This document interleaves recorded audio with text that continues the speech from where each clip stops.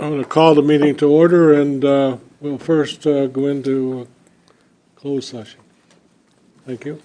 We will be back. Get a motion, Mr. Mayor?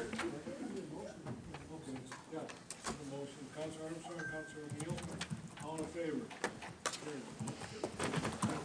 We're off.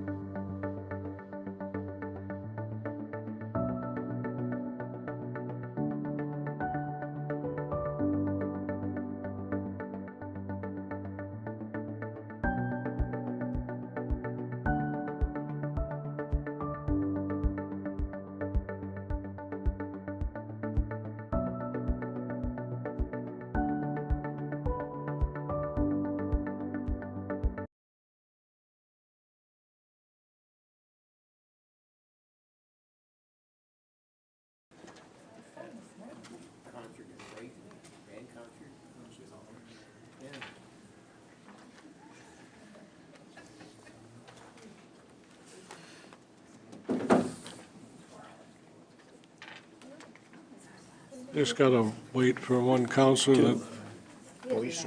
Voice, yeah.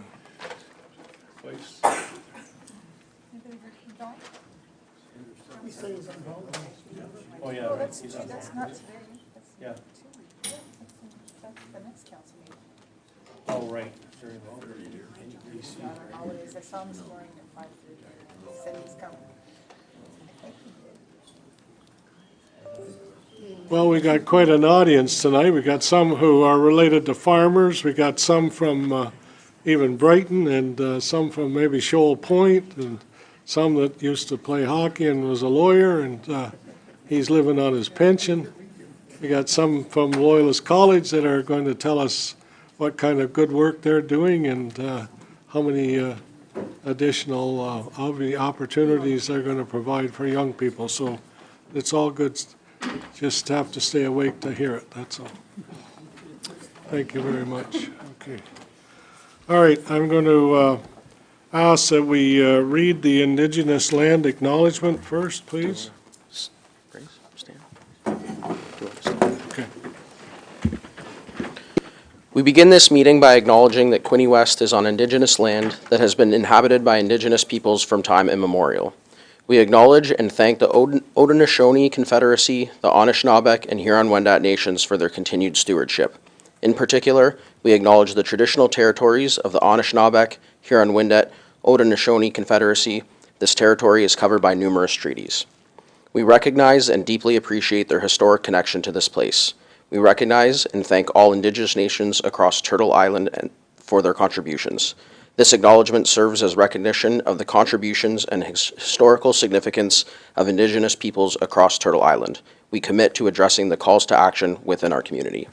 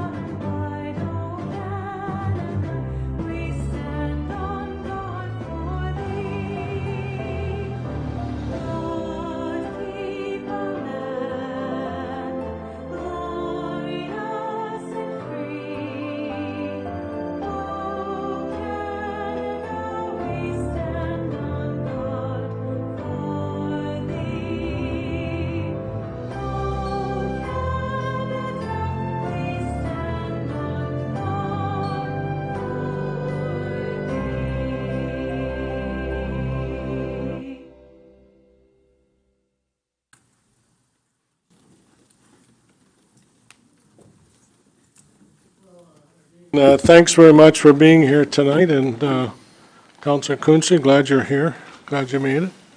I don't often get an opportunity, but I want to tell you that, you know, when I was working and I had a job, I was very fortunate as a principal because there were many people that I could go to if I needed help or if I knew a family that needed help. And I want to recognize Doug Whitley as a guy that was a great help to many children quietly, never asked for anything. And, you know, I always believed that give and say nothing, receive and say thank you. And that's as simple as you can make it. So I thank the Whitley family and all the good things that, yeah, I was always able to get money when I needed it. And maybe I need it today, but not for the same reason. So thank you.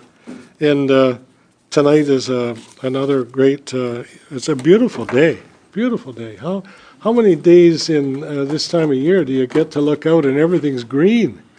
Everything's green and gorgeous. So, yeah, I think it's fantastic. And it's still summer. It's Well, not fall We're yet. not letting it leave, right? We're sticking with it. We're living the best part of the world and we're staying with it. So, anything under, I've got announcements. Any council members have any announcements that you want to make tonight? Go ahead. One, Councillor Sharp. Thank you, Mr. Mayor. I just want to remind everyone that the upcoming Terry Fox Walk and Run and Stroll, whatever you're able to do, is on Sunday, September 15th. Usually starts around 8:39 registration, and it's, of course, we're all fighting for cancer and just want to get the word out. And many of the runs that are, and walks are on all the websites under Terry Fox Walk. Okay? Thank you. Thank you. Great, great activity and so needed. Anyone else? Anyone else? Coming this way? No, nobody else? Wow, that's good. Well, a couple of things I'll mention. Anyways, yes, Terry Fox is most important. Our Chief Whalen's mother is not doing well, so he's not here, and that's why. But our thoughts and prayers are with him through this tough time. So, and we've had the MTO in doing all our fire vehicles, making sure they're all safe and pass the inspection. I can say they've all been inspected, and I can say that if there was any defects, they've been repaired, which is great. So we're on the right road. S and the Hawks and the Huskies are on the ice this week, and our staff have done a great job doing some tidying up and painting and improvements at the arenas, which is great. I did have the chance with John McDonald, who's the part owner of the Huskies, met at Frankfurt Arena, and they're looking at adding some additional seating along the glassed-in area next to the canteen. We do have a bench that was made maybe 40 or 50 years ago, maybe longer, but we're looking at adding some of the aluminum-type benches so that we will be a more attractive facility for people with disabilities or whatever issues, so that they can get in and see the good games and appreciate, you know, from my point of view as mayor, it's so important that everybody's treated with respect and dignity, no matter whether you're a good player or a player like me. Yeah. So, but I, you know, that's so important, and I see that happening. And I can also tell you that when I was a young guy, just a day or two ago, I lived in Brighton on the main street, just west of the funeral home, and Jack Bond was, I think, Trenton Sand and Gravel. When he was coming home from work, he would give me a ride to the Trenton Arena, and I was there for whatever reason. Hopefully it was hockey or something useful, but I thank him very much to this day because it was great.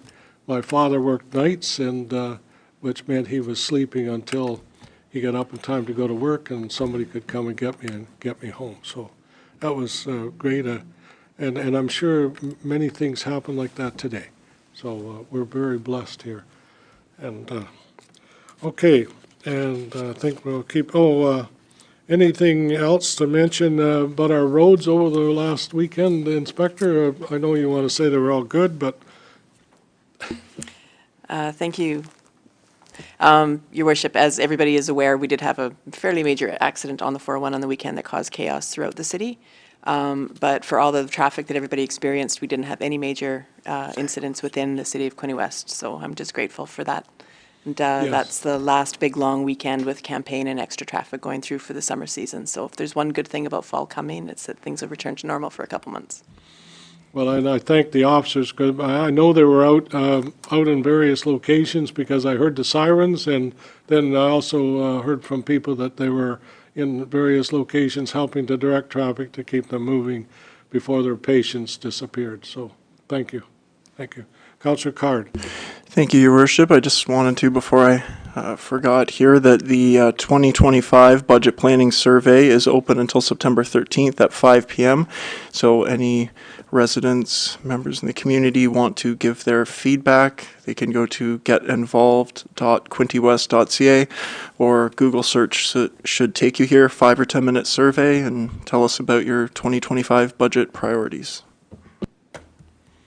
Okay, thank you. Director Grimland, do you have anything you want to add about our arenas at this time? There's no jail or anything like that in the... Not at this time, Your Worship. Thank you. Okay. All right, then we'll We'll keep going then. Any disclosures of pecuniary interest? Seeing none, declare that closed. Approval of the agenda. Mover and seconder. Councillor Elliott moved, second by Councillor Freeman. Thank you very much. Any comments or questions? All in favor? Thank you.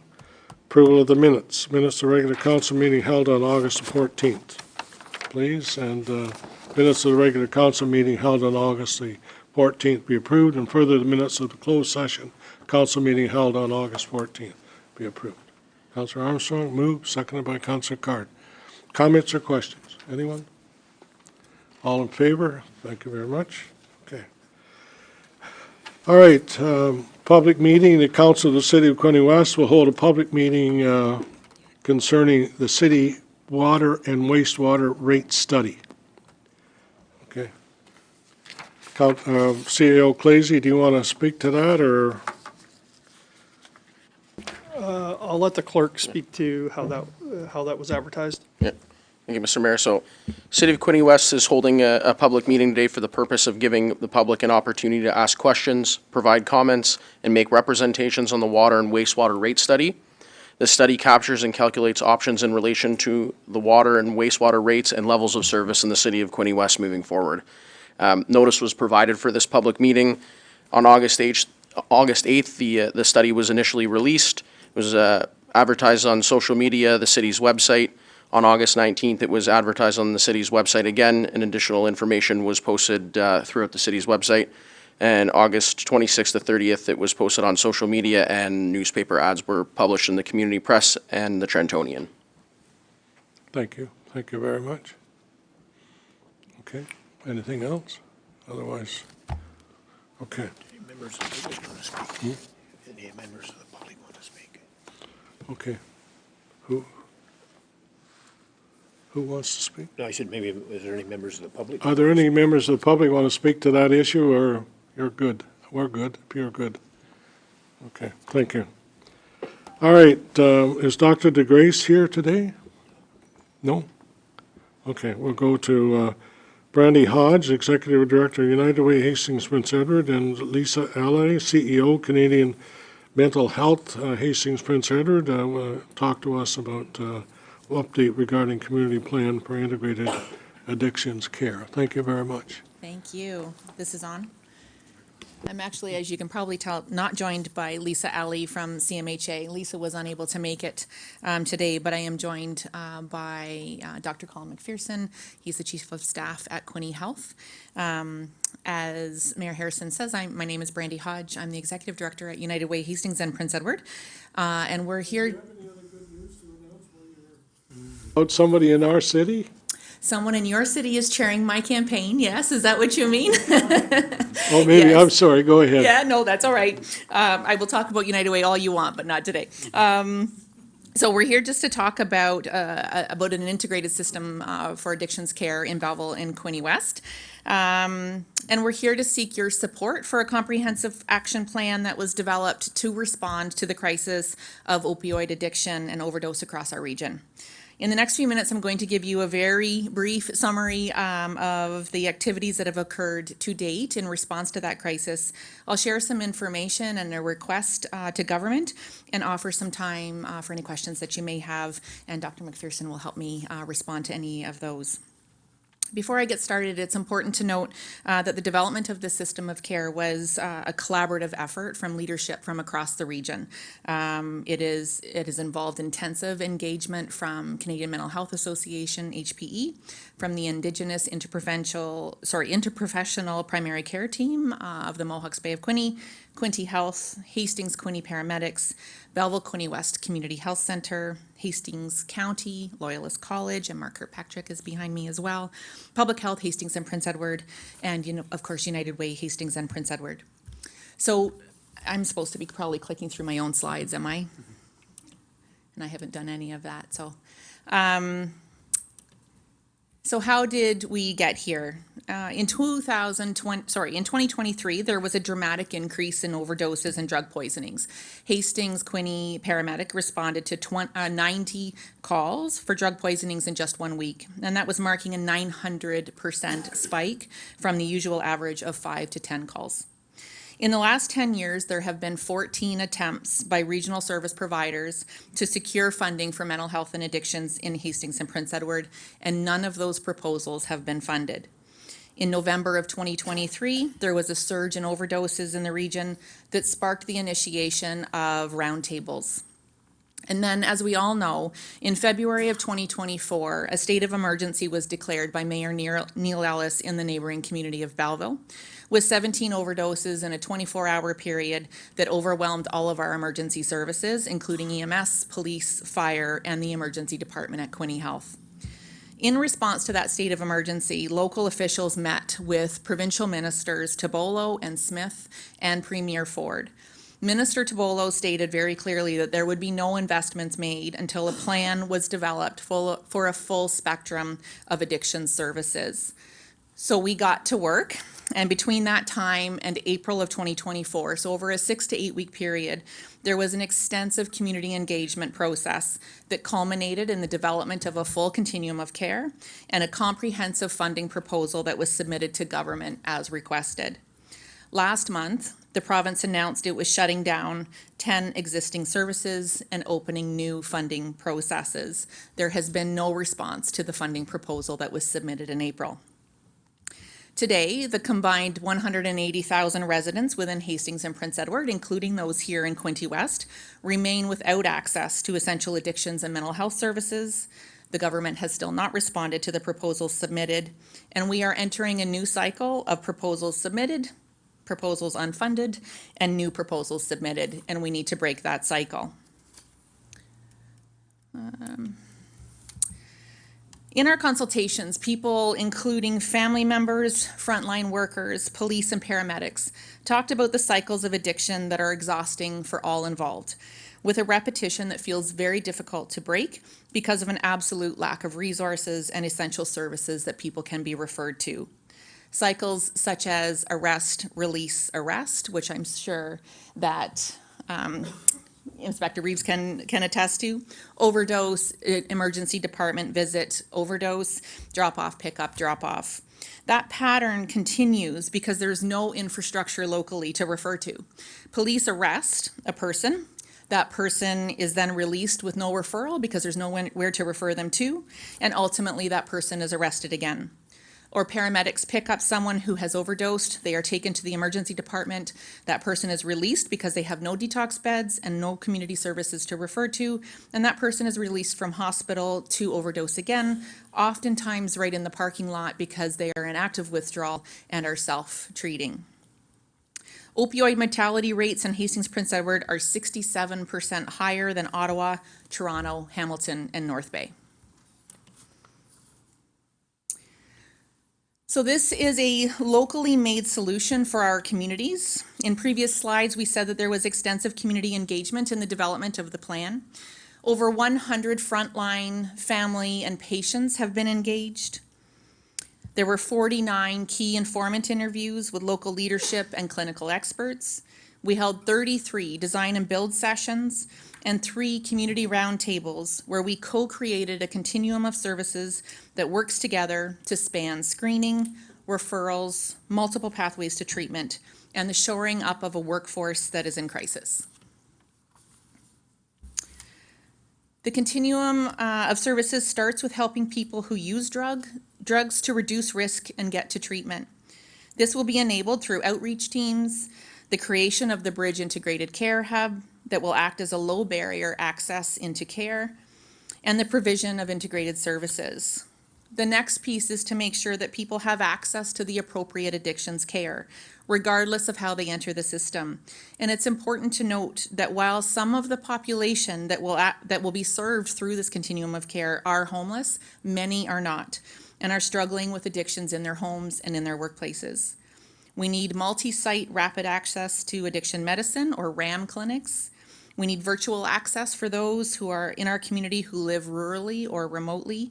We need urgent care and outpatient services at Quinte Health, and we need a specialized Indigenous addiction support team through our partners at Mohawks Bay of Quinte. And finally, we need a road to recovery with acute detox beds in our hospitals and supportive transitional beds in the community.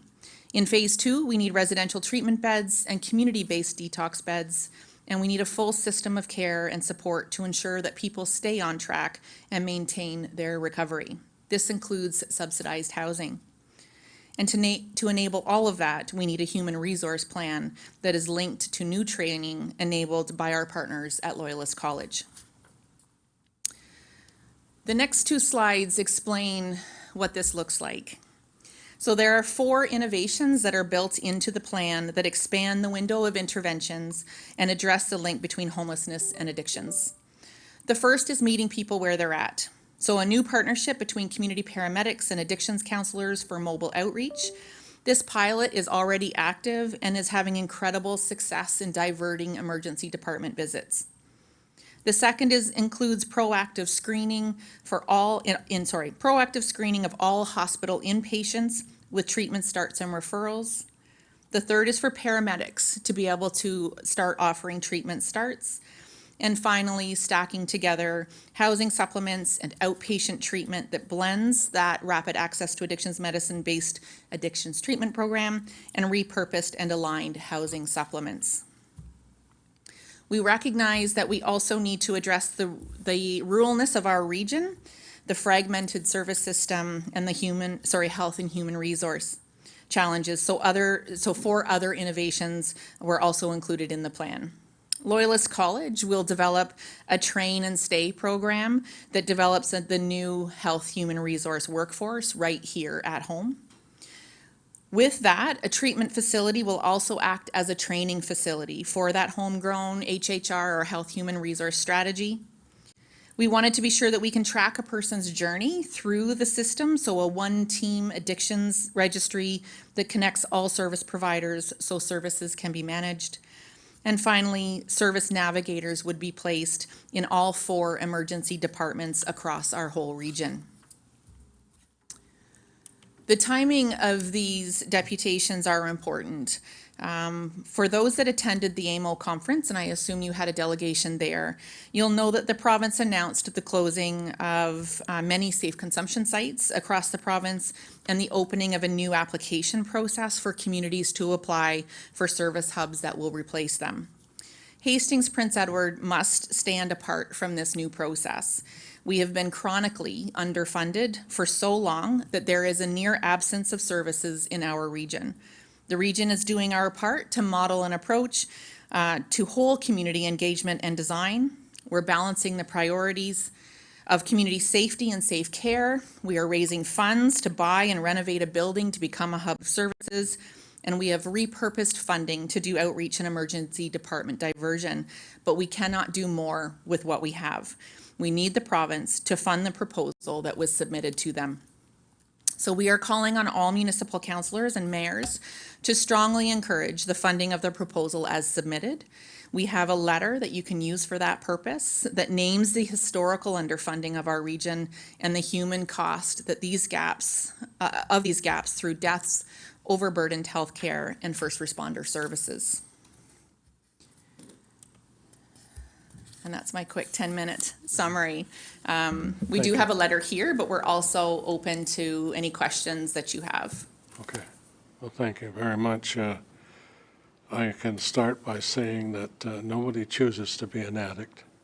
That's the easy part. The hard part is dealing with it and getting help, and that's what I see you telling us. Councillor Armstrong, go ahead. Should we put a motion on the floor to submit this letter via your office? Yeah, I will be glad to take a motion, yes, certainly. I'd like to put that Moved on by the floor. Councillor Armstrong, second by Councillor Sharp. All in favor? Carried. CEO Clazy, you got that on your list. Good, great. And and it's very important that we support this. We were at AMO, and the Premier said he'd work with us. But he needs to come up with money. He needs to come up, we can't just keep closing. Anyways, I know what you're saying, and I think everybody else understands what you're saying. We have to provide support. Yeah, anybody else? Councillor Arm, go ahead. I was just wondering about the age of most of the addicts, let's call it. What about public school, high school? Is there data on that? They're not all adults. No, they're not all adults, not by any means. It's an increasing problem in all demographics, particularly with youth. I don't have the data with me today, but I can. It is present. Absolutely, absolutely. I mean, I'm a psychiatrist as well as the chief of staff at Quinte Health, so I've done literally hundreds of 24-hour call shifts to our hospital emerges in Quinte Health, and I've seen lots of people, and I see a lot of young people, and it's really worrisome, especially the change in drugs that are available. So we're dealing now with drugs like fentanyl, crystal methamphetamine, and a number of other designer type drugs that weren't available, 5 years ago or certainly 10 years ago. So the drugs that are available and in supply are changing and causing just terrible problems for people, but the treatments are evolving too, and we have opportunities to intervene like we've never had before, but we're so stuck in this area. It's flabbergasting when I came here in 2011 to see the difference in resources here compared to where I was in Toronto. And then all of the regional work I've done with other counterparts in places like Brockville and Kingston and just everywhere, they seem to be much better resourced. And I think we should be mad about it, actually. With the cause of a lot of it because of the high drug distribution in this area. You had numbers of Ottawa and all these that were leading them. Is that because of the amount of drugs that are in the area and the types? Well, You go ahead. Or- yeah, sure. I think I think there's a number of variables. I think supply is one of them, but it's, the driving factors have to do with housing, adequate housing, lack of meaningful interventions in addictions and mental health care for those who need the help. There is, you asked about youth. One of the problems I see is that homes where parents run into troubles, it extends to the kids quite Okay. quickly, right? So Generational. a whole number of variables that come into play, the problem will grow unless we have the right interventions. Thank you. Anyone else? I'm going to put somebody on the spot. Inspector, have you got a comment at this time? I know Chief Whalen isn't here, but he made a comment earlier today about how busy they've been and that they found one drug addict or one addict in a place, and they tried to help him, and they did. And of course, he left maybe Quinte Healthcare, and they had to deal with the same person in another location, but with the same problem. How about you? Thank you. Thank you, Your Worship. It's such a broad scope. The plan that's been put forward now covers off so many of the avenues that we've been begging for years, because of course it is police and the fire ambulance that are dealing with it day in and day out. And this used to be the sort of call that our officers would go to once or twice a week, and now we go 2 or 3 times a day. Not for the same person, but that number of calls, and that just overloads the ambulances and the hospitals that much more. What I can say about the supply, there's an endless supply. So we make seizures every day, and we arrest people every day, and there's new people and new drugs that come in right behind. Proximity to the 401 is not our friend in that matter. It's very easy to access this area. But the supply goes where there's customers, so it's a chicken and egg. It's not a matter of doing supply or helping people. It's both at the same time, in concert with each other. Can I add one thing? I'm always reminding people not to forget alcohol. Alcohol is a huge problem in this area. We see it in the emergency departments every day.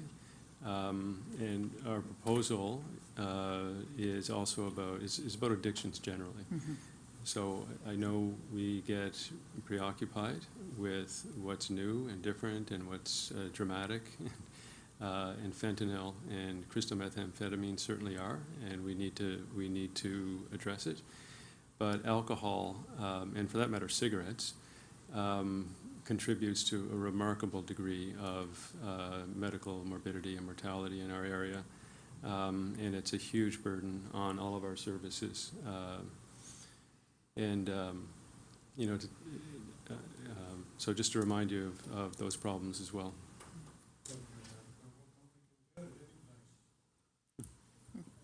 That's right. Thank you, Mr. Mayor. My question then is, what's your stance where the province wants to increase the supply of alcohol in corner stores and big box stores? Is that in the letter that you totally against that? It's not in the letter, no. No. Would it be something you might want to add to the letter? The letter that we're submitting is around the advocating for the proposal to be reviewed, you know, and not to be shelved in light of a new funding system. So other policies at the provincial level haven't been addressed in the letter.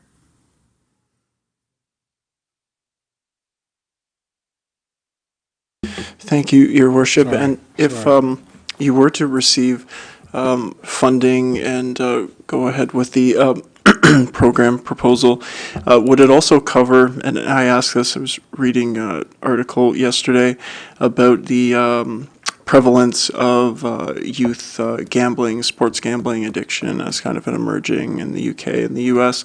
Would that be something that would be treated, or is it mostly substance abuse that you'd be dealing with? That's a good question, and I don't believe that we address gambling specifically in the proposal. That said, we are trying to fund organizations who deal with addictions. You know, right now, our local CMHA, so Canadian Mental Health Association, is one of the few organizations that deals with addictions locally, and they have a 600-person wait list. So, you know, any resources into the system is going to help addictions in our community.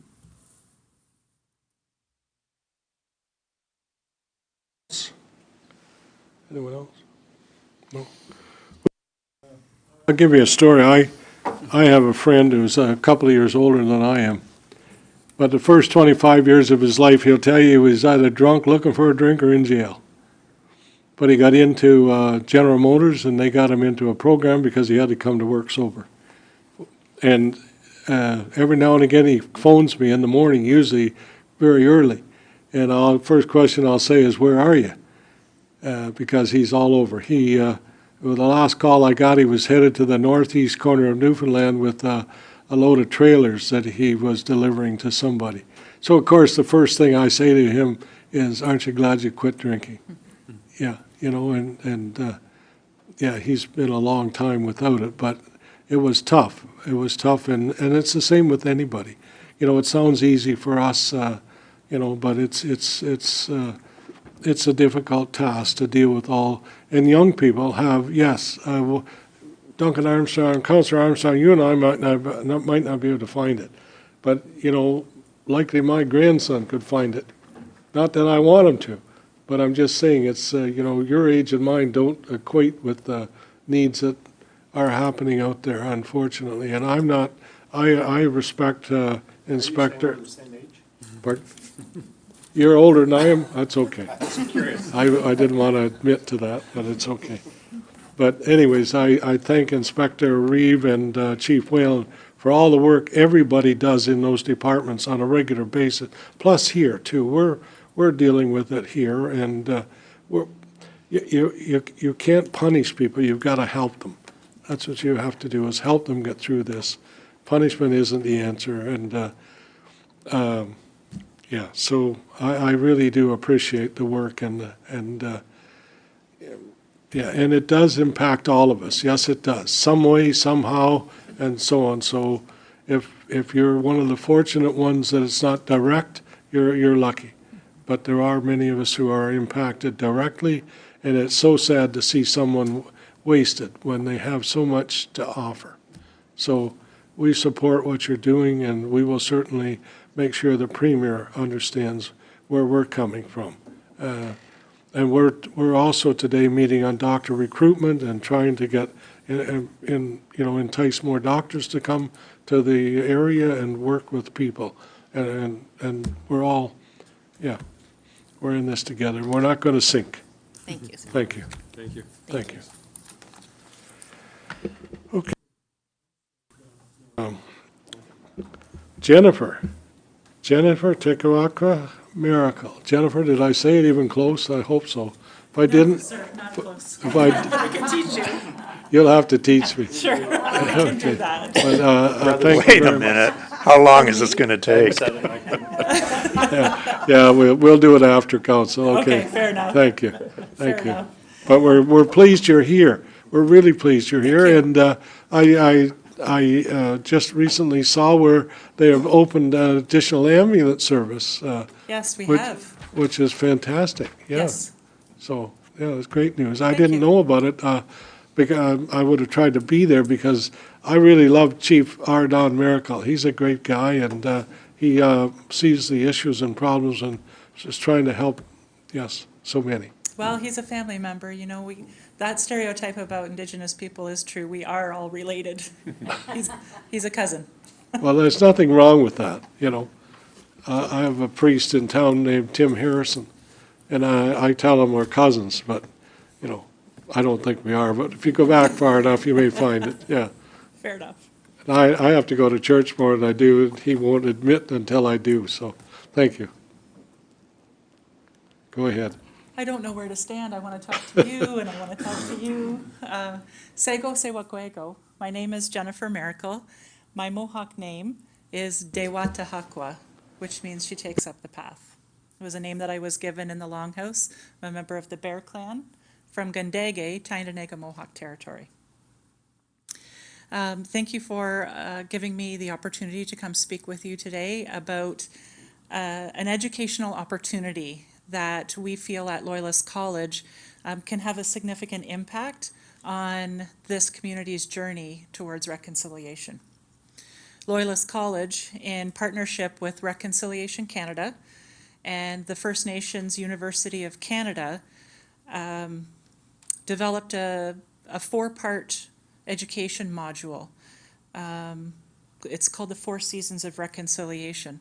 These modules provide a comprehensive look into our shared history and give you the opportunity to discuss those insights into the relationship between Indigenous and non-Indigenous people, both historically and in modern times. The education modules that I'm speaking of, 4 Seasons of Reconciliation, are self-paced, they're interactive, incredibly well done.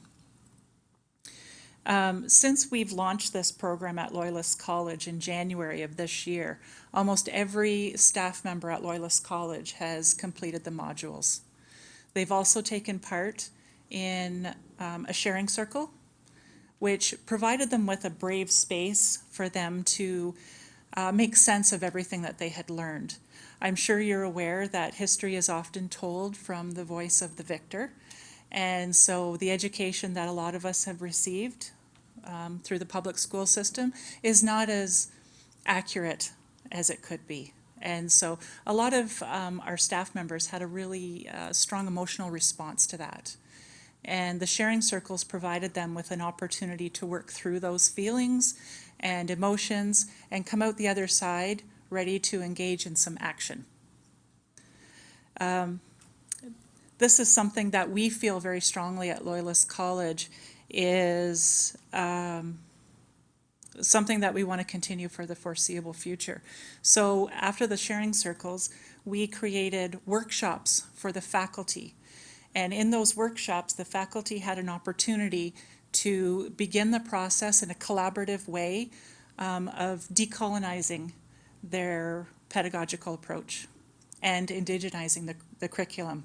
This is not a one and done. This is not a tick box for us. This is something that we will be doing for the foreseeable future. I think one of the most important things that we see ourselves at Loyalist, I hope, Mark, you're not going to be upset with me that I'm saying the right thing, is that we are committed to be change makers. And having the knowledge that the 4 Seasons of Reconciliation offers allows us to know that truth so that we can then begin the reconciliation. Because we feel so strongly about this program, we are offering it to you, council and your senior members on either side, an opportunity to go through the program free of cost. We will also have a sharing circle with you that would be facilitated by myself to allow you the opportunity that we allowed the Loyalist College staff members to go through. Just an opportunity to make sense of everything you've learned and come out the other side, ready for action. It's our hope that once you go through this process, engage in the learning modules, the sharing circle, that you will then be interested in having the rest of the staff at Quinte West take part in the program. That's it in a nutshell. I would love to answer any questions that you may have. Sure. Any, Councillor Sharp? Thank you, through you, Mr. Mayor, and thank you very much. Just, this sounds very good, and I'm really glad that the next phase, that our entire staff would have this opportunity. How much time would the modules take in the sharing circle? Just out of interest, what is the time frame? Thank you. That's a very good question. We found on average about 3 hours to get through the modules from beginning to end. There were people who had to take a little bit longer because it was creating an emotional response for them, so they had to walk away from it for a little bit and then come back, depending on their own history. But the average is 3 hours. The sharing circle, we limited the sharing circle to 20 participants at a time so that it was a more intimate and safe environment. And we were set for about an hour and a half. Sometimes it didn't go that long, sometimes it went longer, but the average was an hour and a half. Thank you. Anyone else? Councillor Stedall? Thank you, Your Worship. This is very timely, given that we have the National Truth and Reconciliation Day on the 30th of September to bring this forward. I actually took this course when I worked with the province, and it's excellent.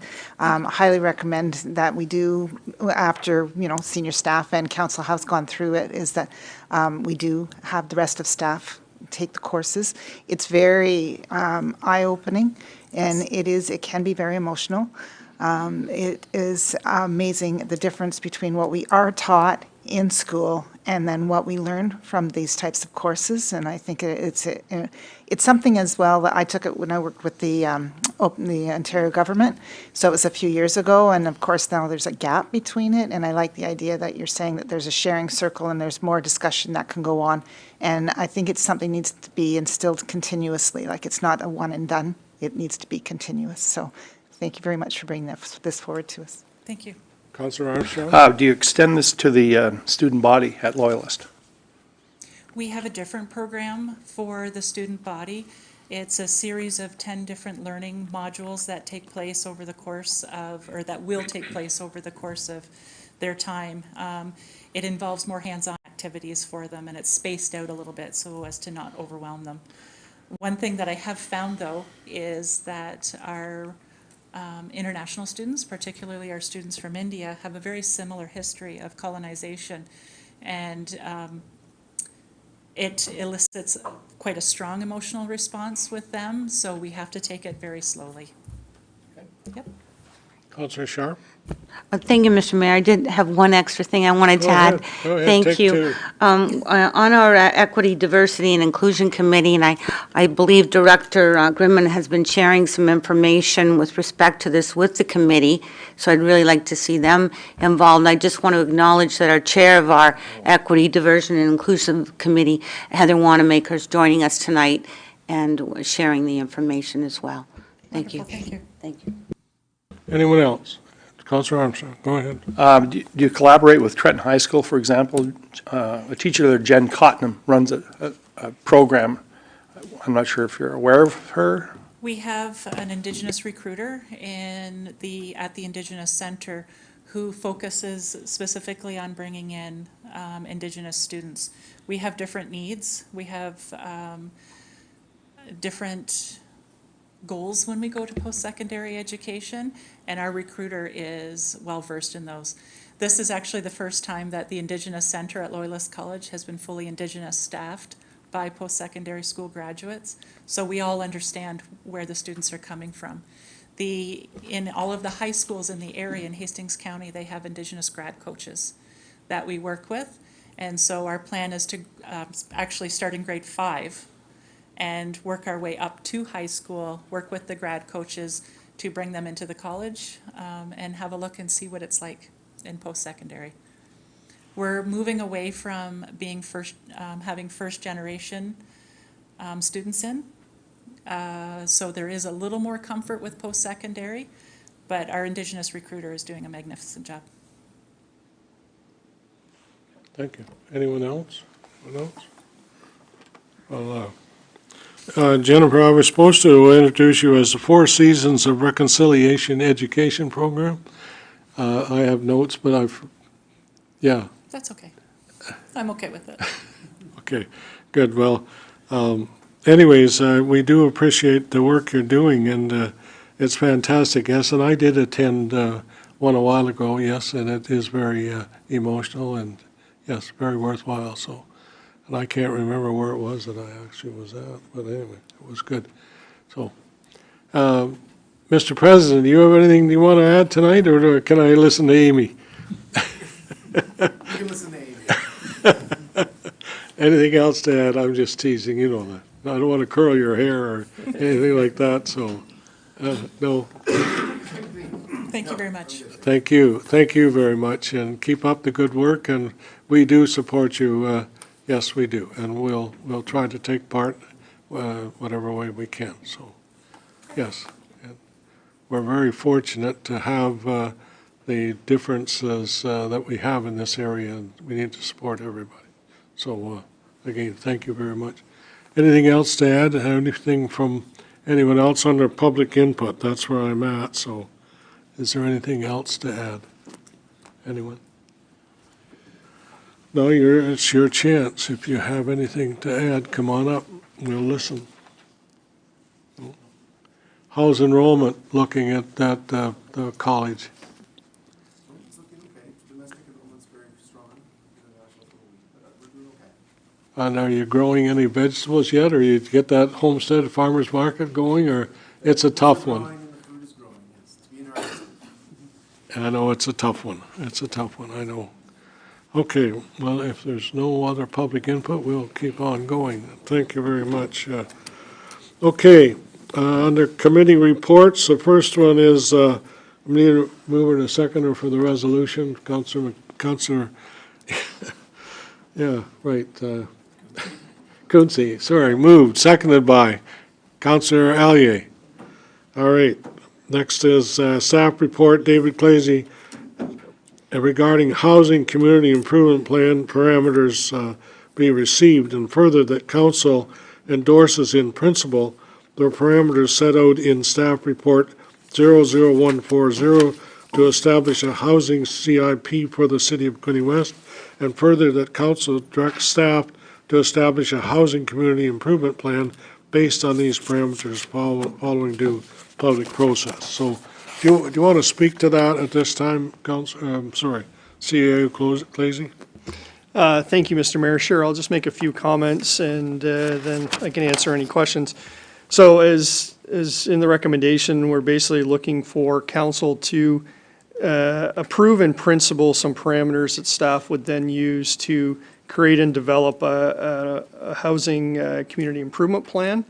And really the main items in that plan that we're looking for council to endorse is that if a development created affordable housing units, which meet the CMHC criteria for affordability, then under this plan, we would waive the development charges for those units that meet that criteria. So if there was a building that had 100 units and 50 of those units met that criteria, we would then waive the development charges for those 50 units.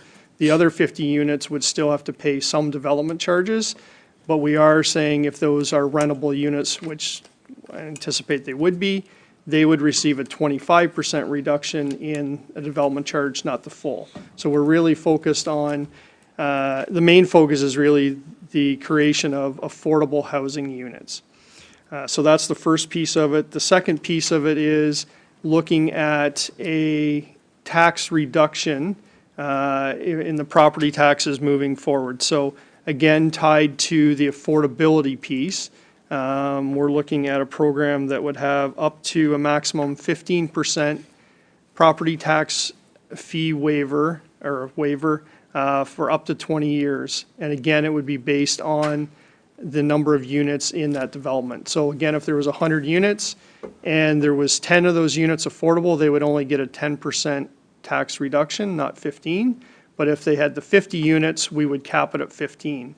And part of that reason is we need to use some of that new tax money to repay the development charge fund for any development charges that were waived. So that's really the premise of kind of the main parameters of the program. And again, the intent would be this would be open to developments across Quinte West that are basically for medium and high density units. So again, just looking for council's kind of general consensus on those parameters, and then staff would take that away, do our due diligence, and build an actual program that would come back for ratification in the future. Okay. Council, any questions or comments? Anyone? Councilor Stedall, go ahead. Thank you, Worship. I think this is excellent that we can put this type of a program forward. I often have indicated that I don't like to see loss of revenue, but I think that the additional housing that is required right now, that this is a good step in the right direction. I also believe that having this program in place when the developers are coming forward, that there is a CMHC program that's available, and they can be graded on, they get points on some of the applications that they make in order to get accepted for grants and loans. And by the city having this type of a program in place, that they actually would get some points because the municipality is assisting them to get some type of funding or discount. So I think this is merits, it's not giving away the farm, but it's definitely giving some kind of an incentive to get them in, to come to our city, so. Up to now, we can't go wrong because we haven't received anything. Anyway, Councilor Card. Thank you, Your Worship, and it was great to see this report, and I do strongly support the principles. I think that this is a win-win for Quinte West in the sense that the market is not creating affordable housing on its own.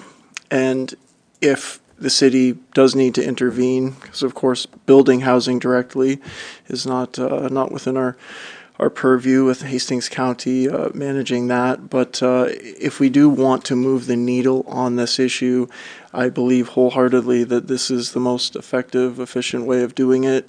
Private sector will be building quickly as possible, presumably, and it doesn't require any current existing taxpayer dollars effectively, just giving a break on the future revenues from those builds. So it's I think it's a win-win. We can't solve this. We've talked endlessly about how municipal government can't solve this issue, but I believe looking at this in partnership with the College Street proposals and the housing action plan that we have, and all of the tweaks and planning changes, administrative tweaks, I think that we are doing a lot on this topic, and I strongly support this as part of the larger strategy. Thank you. Anyone else? Councilor Quince, go ahead. Well, thanks, Mr. Mayor. I was just wondering, CAO Clazy, are you thinking that the funding is going to come through the current housing action plan reserve that we already have, or do you think this is going to be a new item on the tax for the, because we don't really know what the amount of money is yet, but I'm guessing in your when you come back to council with a full report, you'll have a budgeted amount that you'll have a better idea of what kind of funding you're going to set aside. I just wondering, are you going to move it from the housing action plan current to reserve? Thanks. Thank you, Mr. Mayor, through to Councillor Quince. The way this is laid out is that the waiving of development charges would be covered from future tax revenues. So we wouldn't have to necessarily set aside any budget right now to implement something like this. So if there was $100,000 in development charges waived, the first 5 years of property tax coming in from this new build. We would take 100,000 of that over the 5 years, 20,000 a year to repay that reserve. And then, once that's repaid, then there would be that additional tax, new tax revenue to the city. Okay. Got it, thanks. All right, anyone else? Councillor Elliott. Yes, I agree with everything that's been said, and I thank staff for putting this together. I think it's needed, and I think, as Councillor Card has said, you know, a lot of the developments being done isn't being subsidized, and these type of apartments and dwellings are for new people starting out, whether they're young people or people that just can't afford a house anymore. It gives them a good start and a place to call home, and I would like to move the recommendation that it be received and look forward to implementing it down the road. Okay, Councillor Armstrong seconds. Any further questions or comments? Anyone? All in favor? Carried, thank you. Okay, next one is staff report by Josh, Director of Corporate Services, regarding naming of corporate assets, and the resolution is that staff report, Director of Corporate Services, regarding naming of corporate assets policy update we received, and that council establish a naming of corporate assets working group composed of senior staff, 3 members of council to develop a new policy, and that council provide direction to staff to develop a process for naming the roadway going into Caring Place Industrial Park, and also staff, 00142 by Louise Smith, Deputy Clerk and Accessibility Coordinator, regarding application to. Mr. Mayor, that's the next report. That's the next one, sorry, okay. All right, okay, we need a mover and a seconder for this one. Councillor Magat too, yes. Councillor Boyce and Councillor Card, okay. Any further comments, questions? All in favor? Carried, thank you. Sorry. And the next one is. Mr. Mayor, Pardon? we're looking for a couple of members of council to actually sit on that working Okay. group, so if anyone Okay. is, Okay, we need 3 members of council, 3 members willing to sit. Councillor Sharp, are you? No, I was going to nominate a few. Well, I would sooner, Well, you know when you miss a meeting, Mr. Mayor. they willingly say yes. I was going to nominate Councillor O'Neill, who left, and Councillor McHugh, and Councillor Armstrong. Let's ask, I'm not opposing what you said. Okay, but I think we should be. Should we not go by wards? Yeah, be nice, be nice if we had people in each ward, you're right, so, yeah. So, we got McHugh for one, because he can't say no. That's right. Okay, and we got, who wants Sydney? Who's wanting to take Sydney? Okay, I'll do it. Karen Sharp. No, I'm asking you, or I'm asking you to volunteer yourself, not asking you to be railroaded, I'm asking. I'll do it. Councillor Coates, he said he'd do it, okay. So we got 2 wards, 3. Councillor Reid. Councillor 3, Reed, thank you. Councillor 4, we got 4, one more. Councillor Elliott, no, we got McHugh, haven't we? Okay. So we need one more from, You said 3. is it only 3? You don't want an extra in case one, all right, okay, all in favor? We got 3, that's good. You okay? Mr. Mayor, the last piece is we're looking for some direction on developing a process for naming the road going into Carrying Place Industrial Park. So this is really how it all came about, is we looked internally, decided that we needed a name for the road, and the policy that exists doesn't speak to that. So in the meantime, while we're developing a policy, we need some direction from council in terms of Well, how we're going to FBI, name right that. close to that, used to process all kinds of apples, so why don't you call it Appleway or something? But anyways, go ahead. Yeah, thank you, through you, Mr. Mayor. I just wanted to ask Mr. Angelo, was there not, Mr. Angelo, a list of roads that we did have in the event one of these situations did occur? And I understand what Director McCutcheon is saying, that we're going to have the process, but we want to move forward on Carrying Place. So is there something, maybe through Mr. Angelo, we could Not that I know expedite? of, but it might be, Through your worship, and maybe Mr. Jardine can answer this a little bit better than I, but I think we've exhausted that list a number of years ago, and we don't have that availability anymore, so we need something to go forward with, so. well, as I said, FBI was a big processor of apples at one time, but they're no longer there. Anyway, Just wondering, thank you, Worship, what the timeframe is, like, when do you need the name for the road? Yesterday. Why do you need it so soon? I mean, can we not, Your worship, there's, through you to the rest of council, there is some urgency, as you're aware, that there is some potential land sales that could be coming in that industrial park, and we need to assign a 911 number so to those pieces of property so we can sell them. So we need a road name. And in addition, you'll remember in the 2024 capital program, we have identified a entrance sign to go at that location, and we Yes. really need to we haven't know done the that? name of that sign to go on to get that placed in there. Okay. But anybody want to put forth a name, and Councillor Sharp, or? No, Mr. Mayor, I was going to make a recommendation that staff review and make a recommendation to council at the next council meeting on their suggestion. Is that soon enough? It is, one of the things you may want to consider too, do we want to do some sort of public engagement process as well? And we can certainly do that through Mrs. Grimmon's department, and she can maybe just allude to a little bit of that, bit of a hybrid communications and community engagement, and bring that information back with some staff recommendations. Okay, so, Councillor Steno.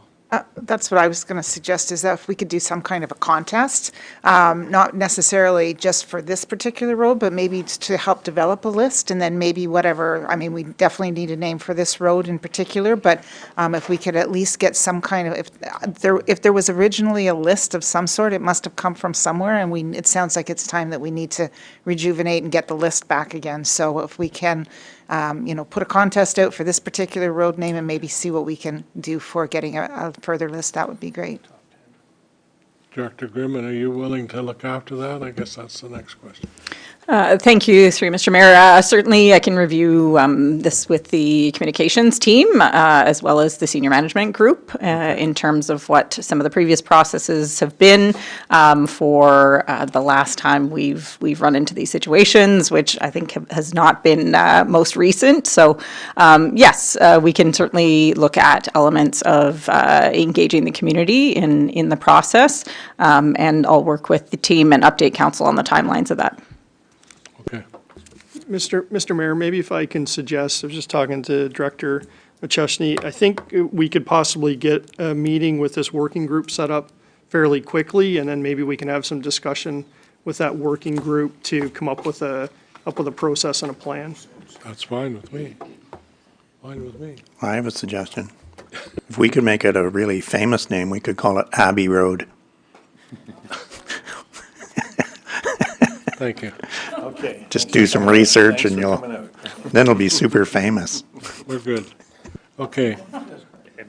Councillor Kutsovas. Just for those that want to submit a suggestion, does the city prefer road, way, boulevard? Yeah. Which are you going with, just so maybe someone wants to use some alliteration or something? Yeah. Is there a preference? I think Through your worship, I think at this point in time, there are some, we have to make sure that there's no conflicts through our municipal addressing in the 911 system. So we'll develop that with the communications team and the policy group, and then come forward with some suggestions. Okay, that's good. We don't need a motion to that effect, do we? Can we not just, okay. Do you want a motion? Okay, thank you. All right.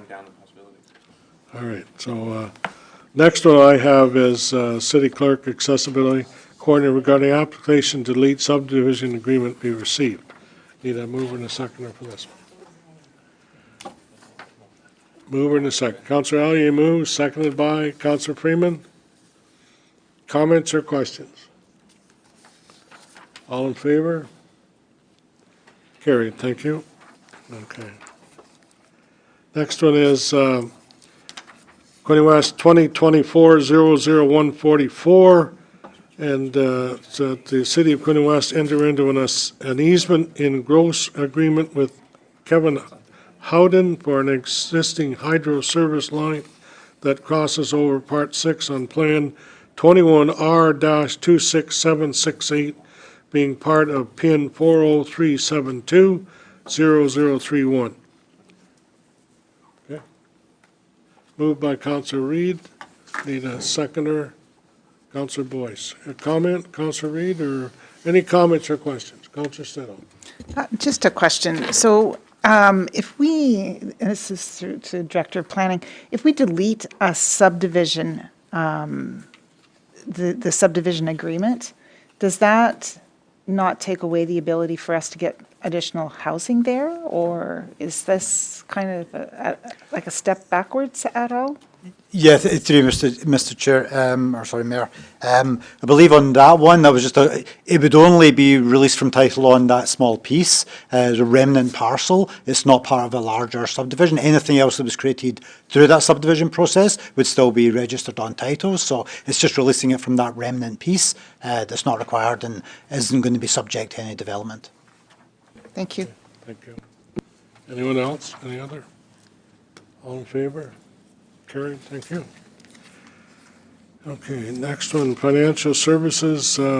This one, a resolution that staff report 00130 by Melanie Macer, Manager Purchasing and Risk Management regarding 2024 second quarter purchasing status. Sorry, and Mayor, status we did skip purchasing over one. Updates as received. Need a mover and a seconder? Water and wastewater was ahead of that. Oh, geez, I missed, oh, yeah, okay, sorry. Yeah, resolution, sorry, we'll go back to the first one, 00135 by Director Denouden, Finance Treasurer regarding water and wastewater rate study update be received. I'll make the motion. Councillor Quinte moved, need a seconder to receive.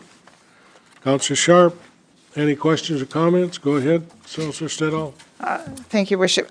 First of all, I'm quite surprised that we didn't have anybody come to the podium to talk about, increases in their water rates that could be as high as 9-10%. But anyway, I guess the public will let us know what they think when they get their water bills at those rates. So my question is, like, there's the 4 options. Just to clarify, like, which of these options are we going to be approving in the bylaw? Through Mayor, yeah, this is a good question. We've provided options. We're looking for council's direction, whether it's today or possibly October, on which option council would like to go with. We provided 3 original options, and we've expanded option 1 in this report. So we are looking for direction from council. Okay. Okay, so I don't know if today is the day that we would make a recommendation, but I think, given the economic circumstances that we have, I know we have difficulties with the city financing and how much we're going to need in the future, but I also think we need to be cognizant of what our public has. So I prefer option 1C. And like I said, I do know that we will have, probably need to debt finance in the future. We may hopefully take a look at what we are developing, and maybe there's some additional costs that we can get in from developments that we might be able to bring the final cost down to the city for these developments that we have in the future.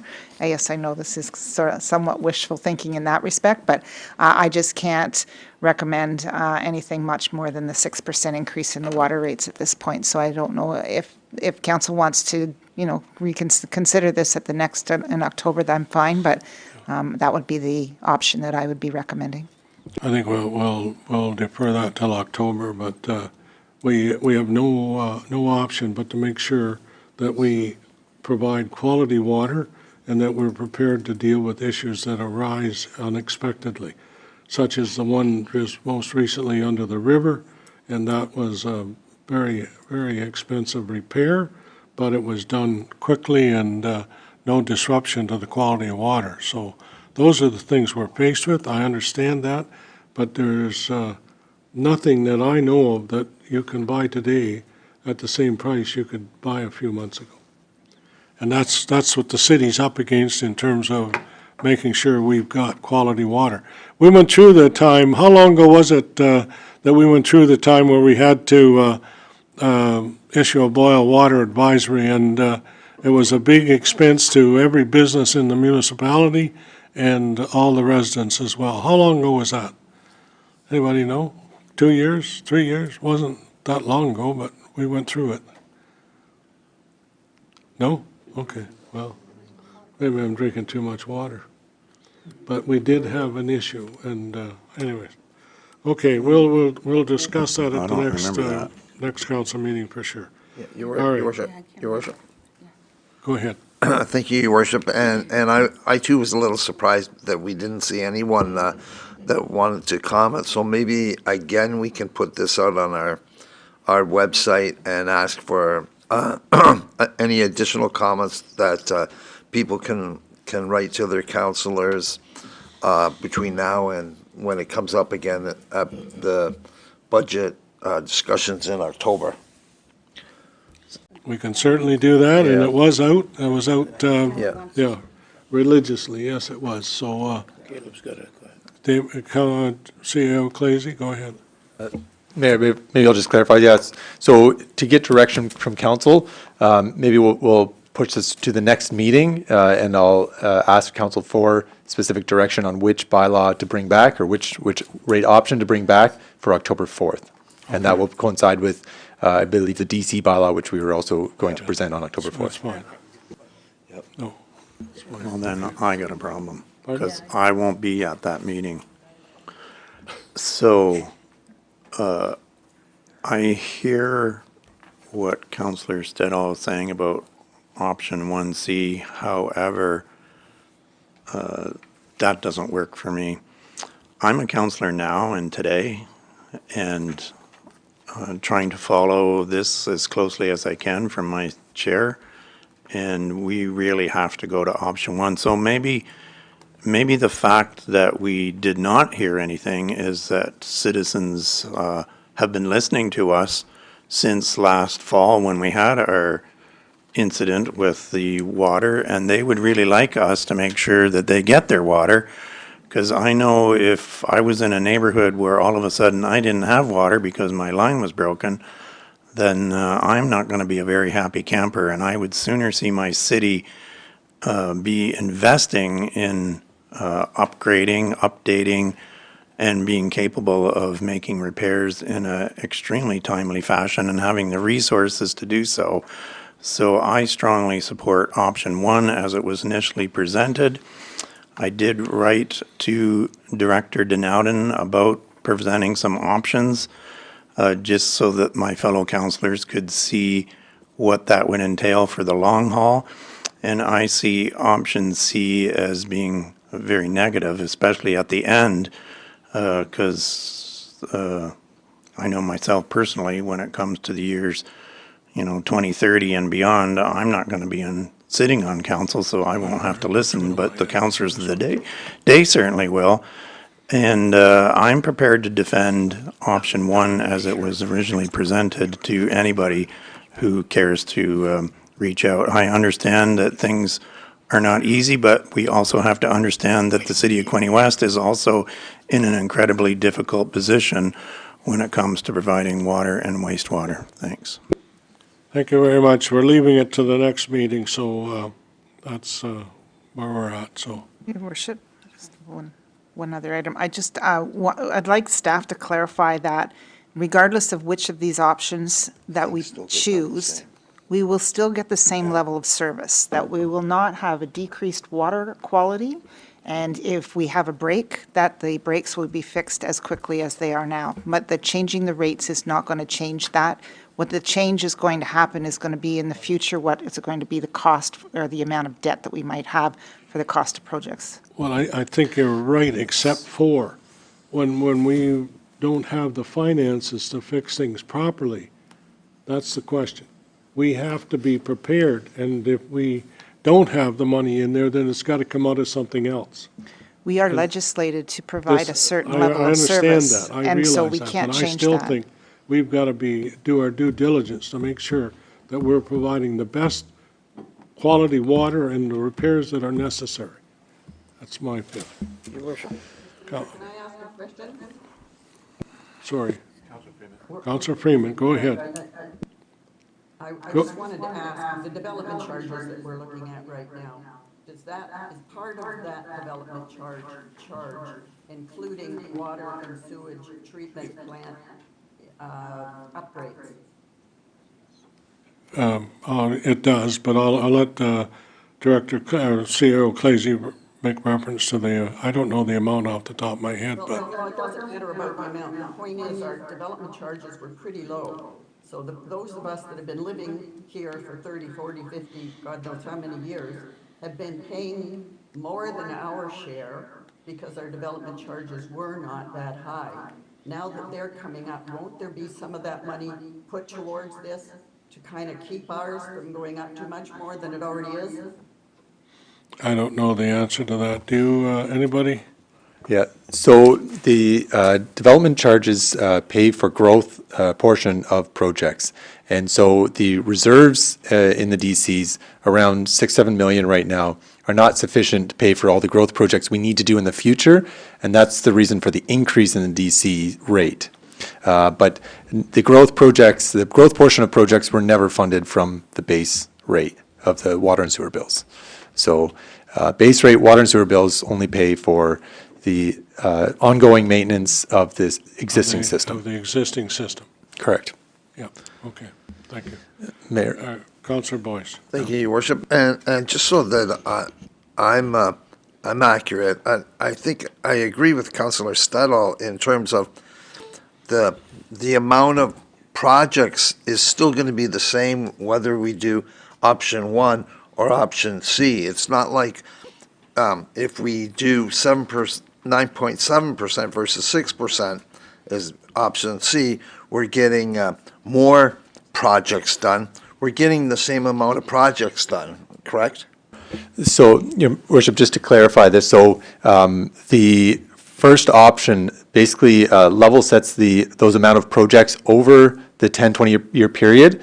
The option 1C would back end a lot of those projects, meaning that your service level in the first 10 years would actually be much lower. We're going to accomplish the same service level at year 20, but you're going to delay getting to that service level if you choose option 1C, meaning we're going to have maybe more breaks and more age issues at the front end if we don't increase faster.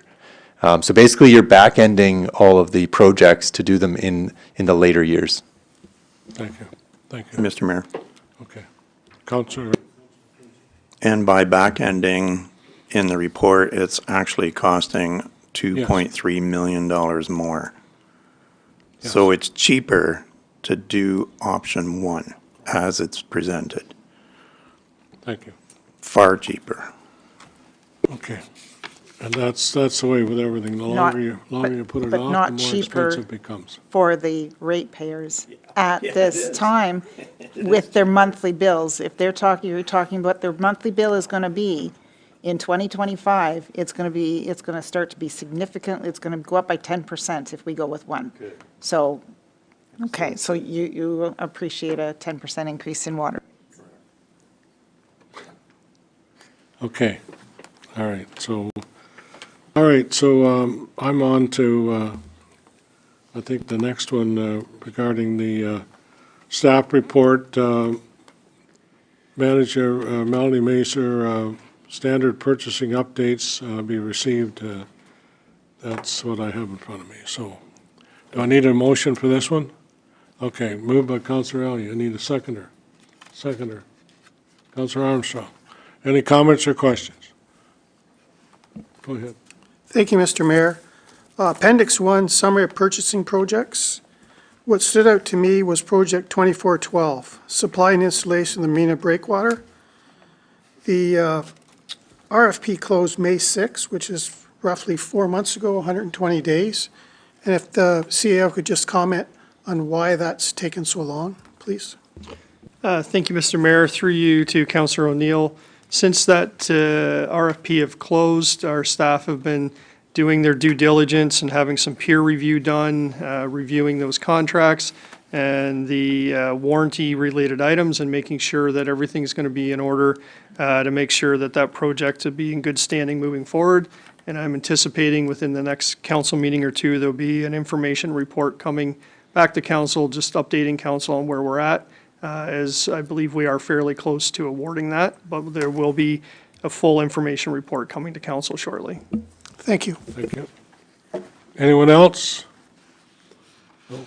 Okay, all in favor, I guess that's the question, okay. All right, thank you. The next one I've got is I hope I'm in the right one, did we? Resolute Staff Report 00136, is that the manager? Purchasing and risk management regarding quarter insurance, second quarter insurance update. Be received, that's what I've got. So moved by Councillor Reed, second by Councillor Quinte. Questions or comments? Questions or comments? All in favor? Carried, that's good, thank you, thank you. And now, planning and development, the motion here is that staff report 2400132 by Director Jardine, Housing Accelerator Fund Housing Action Plan be received and the council approve the revised Housing Action Plan presented as attachment A, and the staff be directed to include the plan in the city's application to the Housing Accelerator Fund. Anything you want to add to that, Director Jardine, or is that good? Through your worship, if there's any questions from council, I'll Okay. certainly Need a mover and respond. a seconder. Councillor Sharp moves, Councillor Card second, Councillor Sharp. Thank you, Mr. Mayor. I just wanted to acknowledge the working group and the value in, when we funded this, under the Housing Action Reserve, we have to retain Ms. Andrews, our Housing Action Plan Coordinator, because of the volume of work and the work that's been done all summer to get our round 2 application going, and how valuable, when we look at the work that's being done that we talked about earlier with the rates, the CIP program and so forth. So a lot of this work is coming through the planning staff and also a lot of work by Ms. Andrews. So I wanted to acknowledge that, and my question is, Mr. Jardine, when will we hear if this is approved, please? Through you, Mr. Mayor, the application deadline is September 13th. I am presuming that we'll hear before the end of the year, and the reason I say that is that the allocation of funds, the projects that the municipality would be undertaking, are due to start January 1st. So it would be my expectation that by the end of the year. Thank you. Everything moves fast. You think we're slow, right? Yeah, thank you. Okay. The next one I have, all in favor? Okay, thank you. 2, 3. Carried, thank you. Okay. Next one I've got is that council proclaims September 25th as Franco-Ontario Day in the city of Quinte West, and further that the sign be illuminated color green, September 25th. Okay. Need a mover and a seconder for this one. Councillor Armstrong moves, seconded by Councillor Katsovas. Okay, any comments or questions? All in favor? Carried, thank you, that's good. And the next one I have is council proclaims September 28th as National British Home Child Day in the city of Quinte West. Further, that the sign be illuminated in the color red. Okay, and that sign be illuminated in red, white, and blue pending no scheduling conflicts. Okay, all in favor? Thank you. That's carried then. Okay, next one I've got is proclamation submission received from Mrs. Wanamaker, Equity and Diversion Inclusion Chair, requesting council proclaim September 30th National Day for Truth and Reconciliation. So the council proclaims September 30th National Day of Truth and Reconciliation and Orange Shirt Day in the city of Quinte West. And further, the sign Skyway Bridge be color orange, pending no conflict, and further that the city install and lower to half-mast the Every Child Matters flag on September 30th. I know I have a flag, but I don't know what condition it's in, so where can we get a new one? Can we, pardon? Mark Phillips? Yeah, okay. We'll We'll look after getting a flag. You'll look after that, good, thank you, okay. That's all looked after. Thank you. I need a mover and a seconder, I guess, or did I get one? Mover and seconder? Councillor Card moved, seconded by Councillor Allier. All in favor? Thank you. Okay. All right. The next is that I've got is we lower the proclaimed September as national. We lower the flag. So we got that done, right? And then the next one is that. Received from Louis Warr, Chapter Chair, CARP, Greater Bay of Quinte Area, requesting council proclaim October 1st as National Seniors Day in the city of Quinte West. Okay, and that the flag and so on, the sign and the bridge be colored purple, and that's it. Mover and a seconder for this one. Councillor Boyce moved, seconded by Councillor Stedall. Comments or questions? All in favor? Thank you. Okay. Correspondence printed. Any concerns or Councillor Stedall? Thank you, Worship. Just a note on two items. Letter A, letter of appreciation from the Quinte International Air Show for our staff. Mr. Jim Turner, the manager of outdoor operations, kudos to him for the work that was done.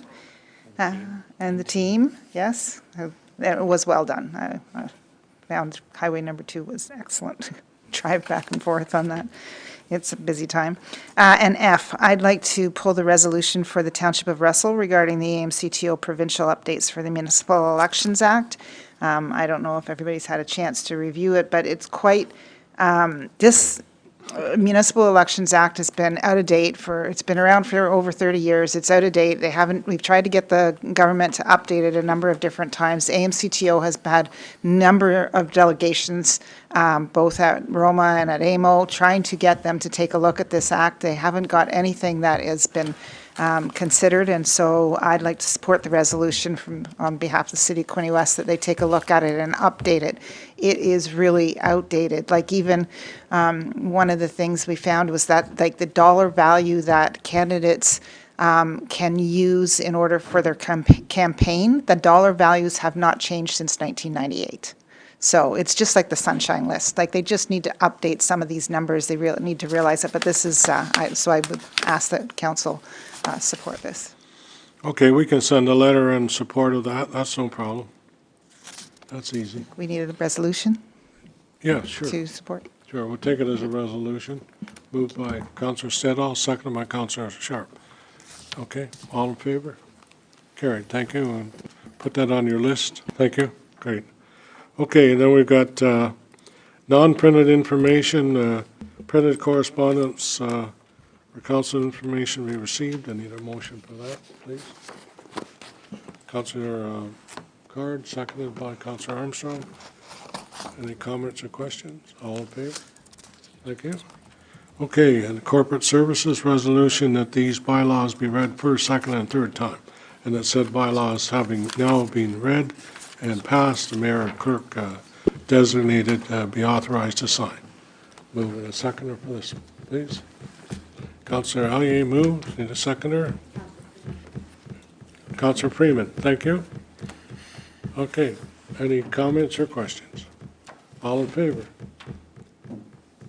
Carried, thank you. And I'd say we're at confirmation by law. Need a mover and a seconder for confirmation. Councillor O'Neill, Councillor Quince, all in favor? Okay, 2 for adjournment. Thank you very much.